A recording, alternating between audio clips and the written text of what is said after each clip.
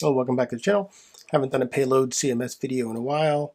We are working with Payload CMS 3.0 for a client project now and ran into some interesting challenges, specifically creating a custom header in our CMS.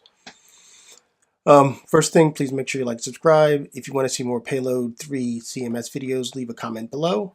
And kind of let's get into this. First off, full project and source code is available on my GitHub repo, and I will include the link in the video description. But secondly, let's just talk about what the problem we're trying to solve.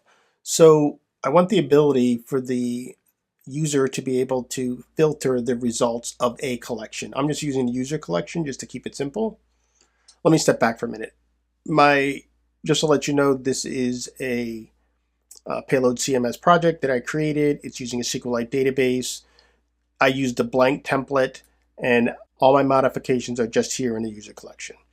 But just a demo for what we're trying to accomplish. I have a list of users, and users can be on teams, and I want to be able to quickly filter and see the teams.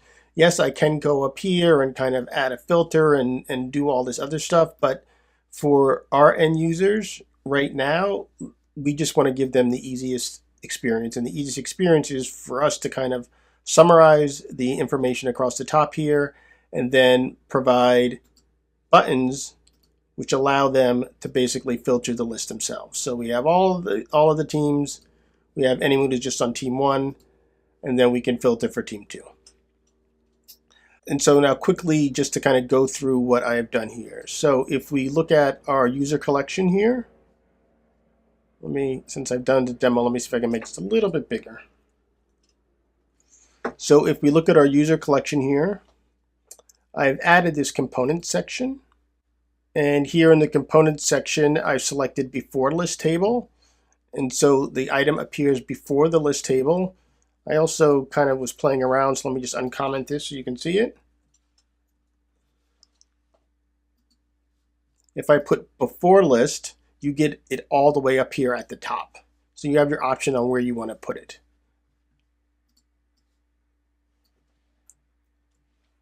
Let's save it, get it back to where it was. Just to refresh, let's go back to all. The next thing that you notice is you just provide the path of the actual custom component. And you have to start it with source, and then I have my components just to keep it simple. I have a components directory, users, and then I have this before list. So that's all you need to do inside of your collection to add the custom component. And then now let's hop over to the custom component. So this is my before list custom component. Let's just start at the simple part first. So what happens is you get payload, but then you also get sent over a lot of other values. Let's see if I can show this. Console log rest. So you can see what else you get. And where's my entry point? All right. This is all the information that you get passed into your custom component. All I really need is the payload object, but as you can see, you get the search params, you get the ID of the current user. You get the current user, you get information on the actual collection. So there's a lot of stuff you can do inside the custom component based on the information that's provided to you. All right, so let's close this and let's get back to the code. So just at a high level, what we're doing, and I wanted to show you two things, is you could get the information, also you accessing the query, the Drizzle database directly.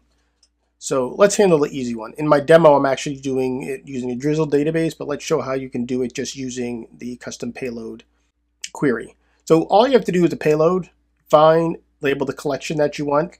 I could actually probably even, if I wanted to customize this, I could probably pass in the collection slug directly from the information that's provided here. I suspect that inside of this REST object that's somewhere in there is the name of the slug. But then I query in for this, I'm just going to get all of them, assuming I'm just going to take 1,000 and just get all of the results. And then what I want to do is I want to group them by the team so that I can create these buttons. But before we go to the grouping, let's take a quick look at the Drizzle one. So first of all, for TypeScript heads out there, and I'm not going to lie, I had to chat GPT to figure out how to get this right because I'm not a TypeScript expert. But basically all this is saying is that it's allowing this function the group by any object that at least has a property of a team associated with it. And the result docs that you get is a user, and it will have a team string on it. And then the schema, so I didn't touch on the Drizzle part yet. The schema that gets returned from here, one of the columns, the result set, as you can see, has a team string on it. And that's also basically this function just says, hey, I can return a group of users that can be structured any way, just so long it at least has a team property on it. So now let's talk about how I get the information from Drizzle.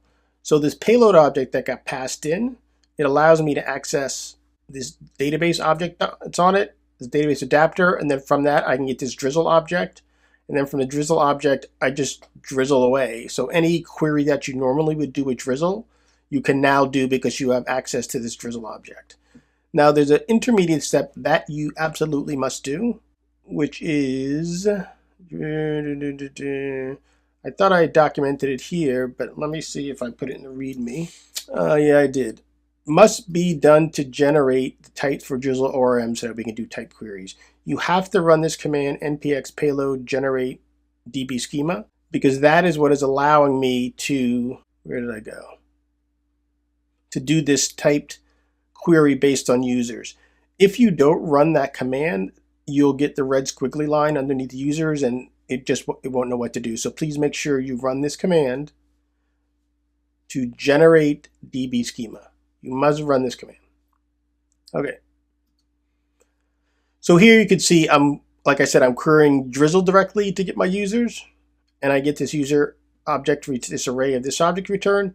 Or if I'm just more comfortable using payload, I can just do the payload fine.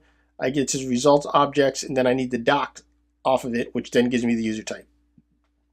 There's certain scenarios where you might choose one over the other.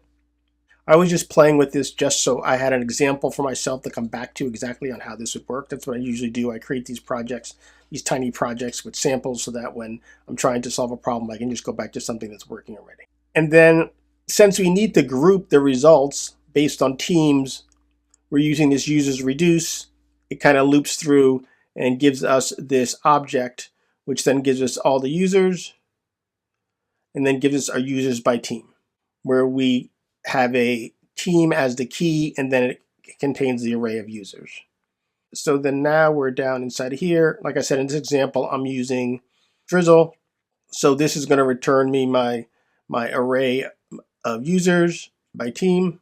Sorry, not my array, my map kind of. And then here's my array of all my users. But the other trick that I want to do is I want to be able, like I said, to be able to filter the list. And as you can see, it's kind of hard to see it's small font, but as I click, it's changing the query string up here. What I'm doing up here is I'm trying to get the current team so that I can properly highlight the button, right? Because the idea is whatever team is selected, unless it's all, whatever team is selected, I wanted to highlight the button so that the user can see which one it is. So this is getting the current team for me from the URL. This is just some styling.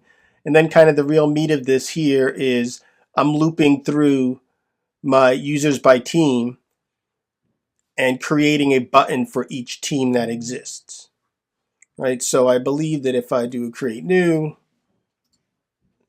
Aaron 2, password,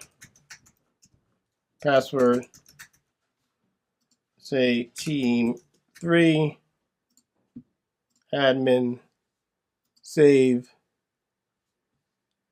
Let's get rid of that.